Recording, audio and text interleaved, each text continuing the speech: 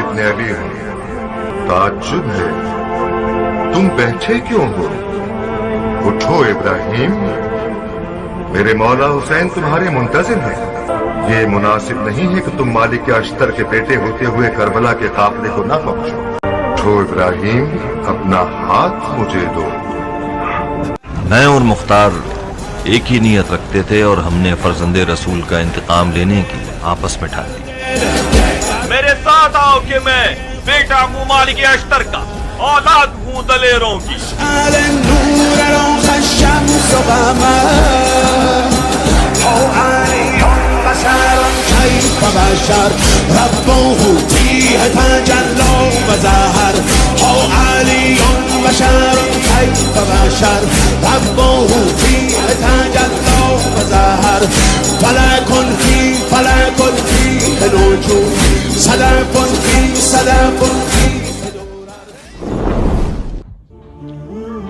أعوذ بالله من الشيطان الرجيم بسم الله الرحمن الرحیم۔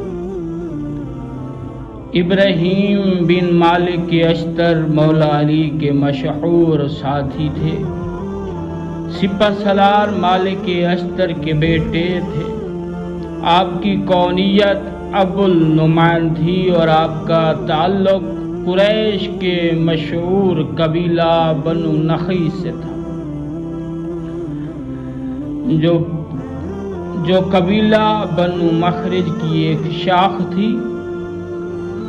تاریخ مختار سے پہلے ابراہیم اشتر کی ابتدائی زندگی کے بارے میں کوئی خاص بات نہیں ملتی، صرف یہ پتہ چلتا ہے کہ آپ نے جنگ صفین میں حضرت علی کے چاہنے والوں کے ساتھ اور اپنے والد محترم مالک اشتر کے ساتھ معاویہ کے خلاف جنگ کی تھی۔ اپنے والد کی طرح ابراہیم اشتر کے اندر شرف عظمت، جلالت اور قائدانہ صلاحیت موجود تھی۔ ابن کثیر نے بتایا کہ قبیلہ نخی کا یہ شاہ سوار میدان جنگ مرد مجاہد شمار ہوتا تھا۔ ابراہیم اشتر ابتدا ہی سے امام علی کے محب اور اہل بیت رسول کے عاشق تھے۔ آپ نے جنگ صفین میں حضرت علی کے بیٹے غازی عباس کے ساتھ مل کر بہت سارے کارنامے سر انجام دیے تھے۔ دونوں بڑے بہادر تھے۔ دونوں بہادری سے لشکر شام پر ٹوٹ پڑے تھے اور حضرت علی کی شہادت کے بعد بنو امیہ نے امام حسین کے ساتھ ظلم و زیادتی کی، جس طرح حجاز مقدس میں علی کے شیعوں پر ظلم ڈھائے گئے۔ ابراہیم ان حالات کو بغور دیکھ رہے تھے۔ جوں دن گزر رہا تھا، ابراہیم کے دل میں بنو امیہ کے خلاف آتش عذاب بڑھتا جا رہا تھا۔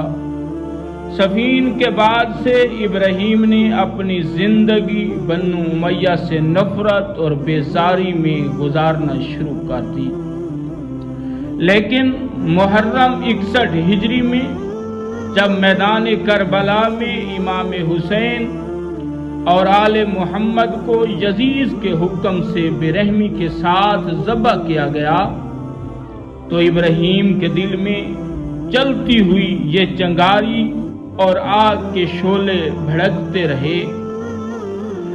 کربلا میں امام حسین کے قیام کے وقت ابراہیم منظر عام پر نہیں تھے۔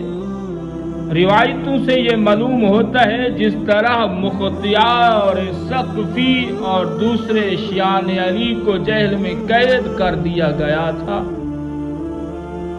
اور امام حسین کی مدد نہ کر سکیں، اسی طرح ابراہیم ابن مالک اشتر کو بھی قید کر دیا گیا تھا۔ شہادت حسین کے بعد ابراہیم کے سینے میں شدید غم و غصہ تھا۔ وہ کسی بھی حال میں शहदाए करबला का बदला लेना चाहता था। इब्राहिम अश्तर कहते थे कि इमाम हुसैन के भाई, कहते हैं कि इब्राहिम इमाम हुसैन के भाई गाजी अब्बास के करीबी दोस्त थे। उन्होंने बचपन और जवानी एक साथ गुजारी थी। जब इब्राहिम ने गाजी अब्बास की शहादत की खबर सुनी तो आपको बहुत ज्यादा सदमा पहुंचा। इब्राहिम ने खाना पीना छोड़ दिया और गिश की सूरत में फुरात के किनारे जाकर बैठ गए। आप एक दिन फुरात के किनारे बैठे थे। आपका बदन बुखार से तपता रहा।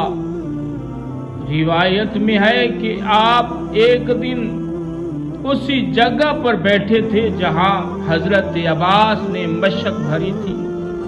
आप उसी जगह बैठे सदमे और बुखार से कांप रहे थे। इब्राहिम आलम बेदारी और आलम ख्वाब के दरमियान थे। एक घोड़े की आवाज आई। इब्राहिम ने उसकी तरफ देखा तो ये घोड़ सवार अब्बास इब्ने अली थे। अब्बास ने इब्राहिम से कहा, ताज्जुब है इब्राहिम, तुम बैठे क्यों हो? उठो, मेरे मौला हुसैन तुम्हारे मुंतजिर है। इब्राहिम अश्तर ने कहा कि मैं जमीन में धंस गया हूं और गिरफ्तार हूं। अब्बास ने कहा, यह मुनासिब नहीं, मालिक अश्तर के बेटे होकर तुम काफिला करबला तक न पहुंच सको। उठो इब्राहिम, उठो इब्राहिम, अपना हाथ मुझे दो। इब्राहिम ने अपना हाथ अब्बास की तरफ बढ़ाया। इश खाकर फुरात के पानी में गिर गए। करबला के बाद मुख्तियार सख्फी ने ये कसम खाई थी कि वो तमाम कातलीन हुसैन को वासिल जहन्नम जब तक नहीं करेगा, सुकून के साथ नहीं बैठेगा। वस्सलामुन अलैकुम।